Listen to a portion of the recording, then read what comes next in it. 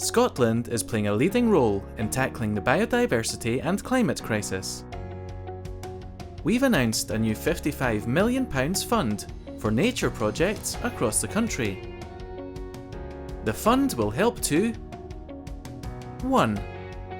Protect Scotland's unique species and restore our woodlands, uplands, rivers and seas.